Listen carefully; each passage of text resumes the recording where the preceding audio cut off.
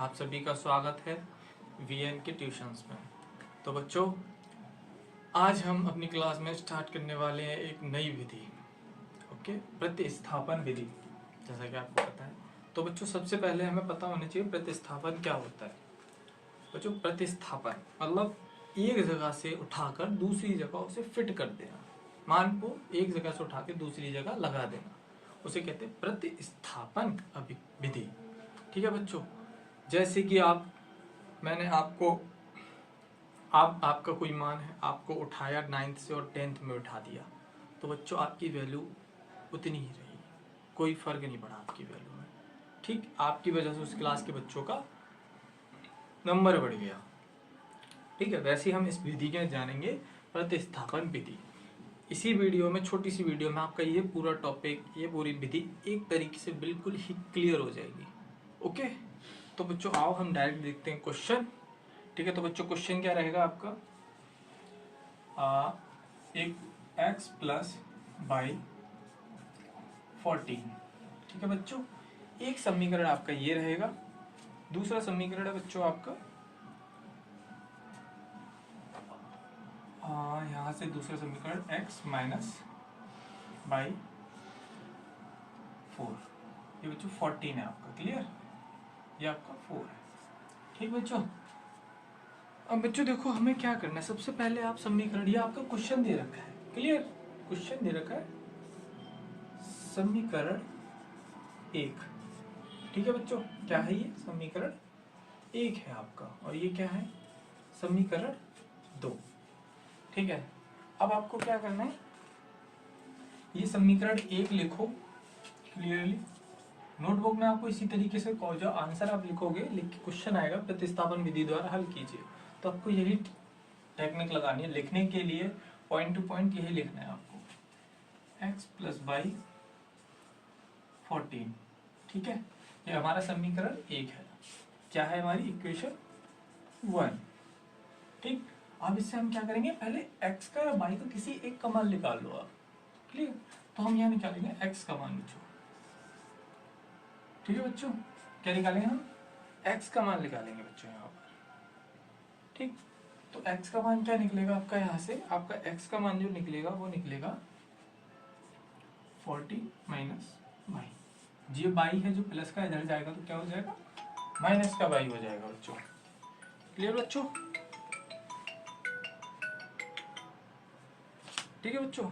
अब बच्चों क्या करना है हमें, जब हमारा माइनस का बाई अब निकल आया, माइनस एक्स हमारा निकल आया, तो सेम एज इट इज क्या करना है आपको, ये जो समीकरण 1 है, जो एक्स का मान निकला है, वो समीकरण सेम एज इट इज समीकरण 2 में उसे रख देना है।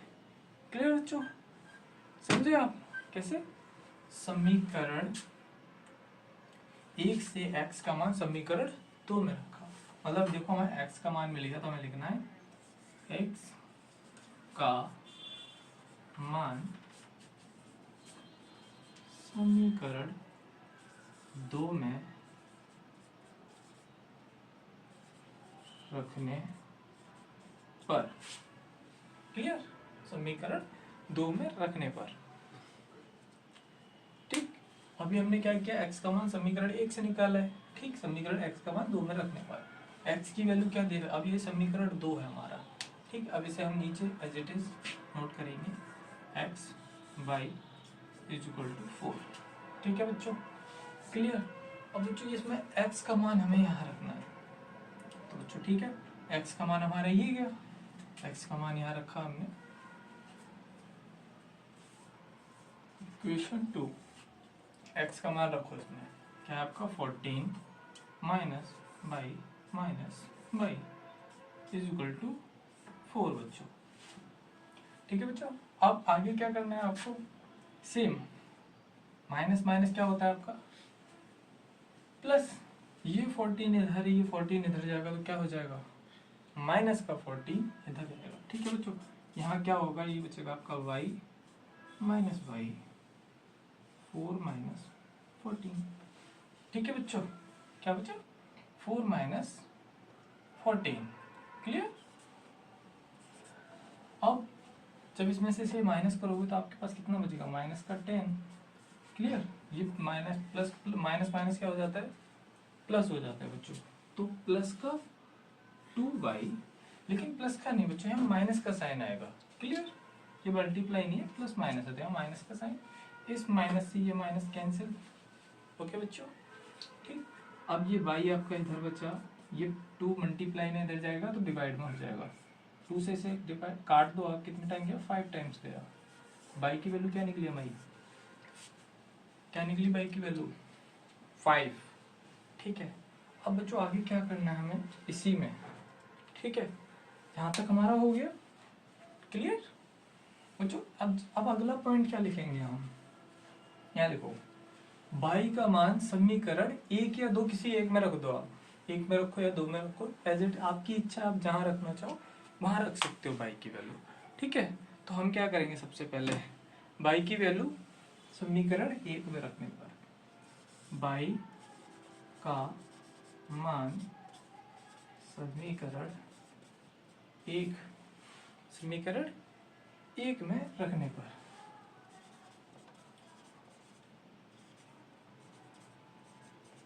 क्लियर बच्चों, समीकरण 1 में रखने पर।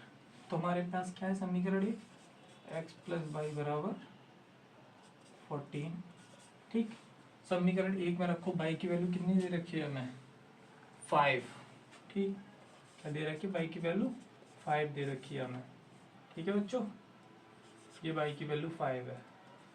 ठीक, अब y की वैल्यू यहाँ हमने 5 रखी। क्लियर, ये y की वैल्यू 5, ये 14। अब आपको बताइए प्लस का इधर जाएगा माइनस का हो जाएगा, 14 माइनस 5, 14 में से 5 जाएंगे, आप जानते हो अच्छे से कि 9 होता है। तो आपकी x y का जो वैल्यू निकल के आई है वो आपकी निकल के आई है 5 और 9। तो x की वैल्यू क्या निकली है आपकी 9 और y की वैल्यू क्या निकली है आपकी 5 बच्चों।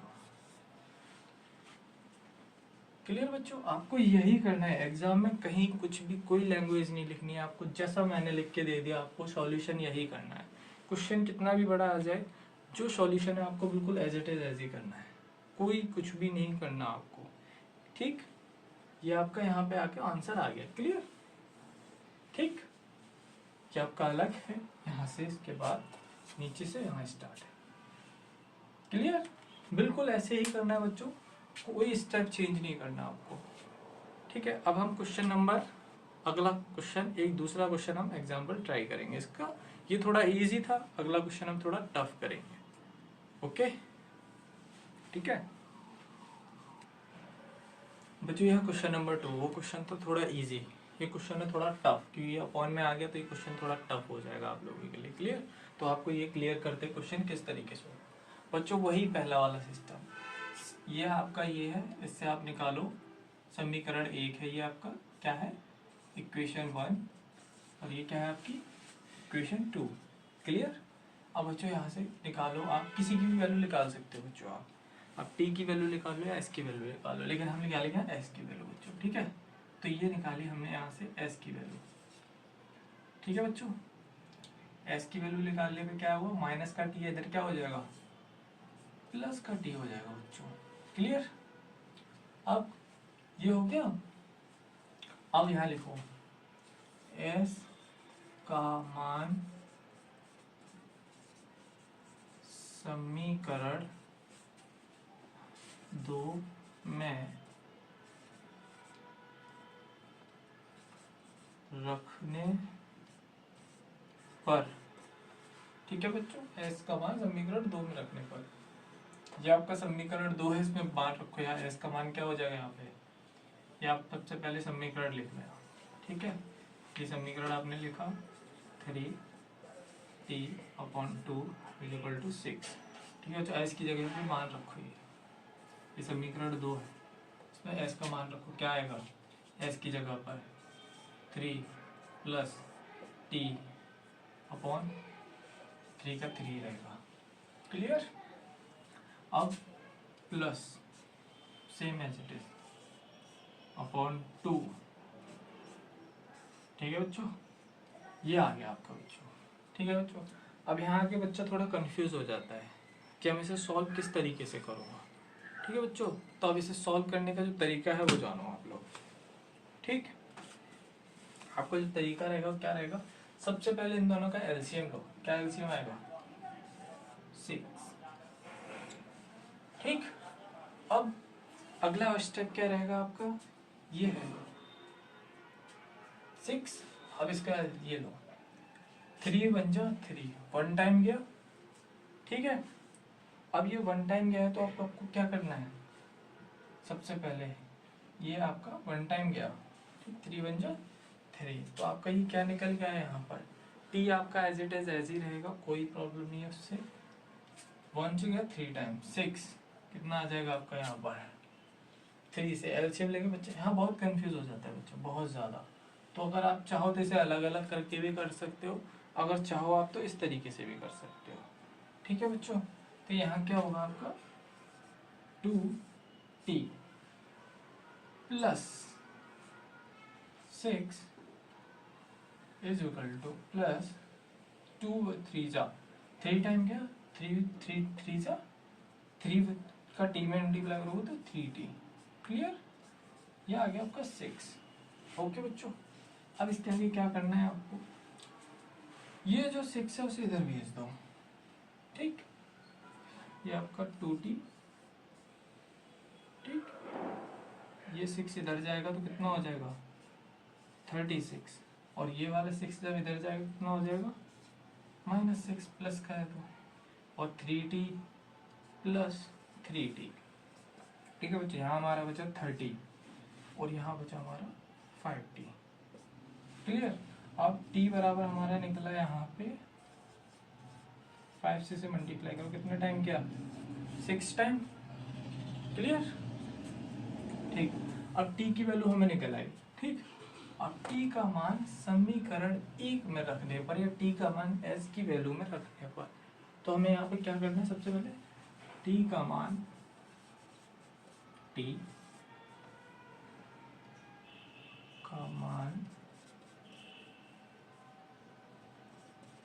समीकरण 1 में रखने पर। ओके बच्चों, तो t का मान समीकरण 1 लिखो सबसे पहले, s minus T is equal to 3।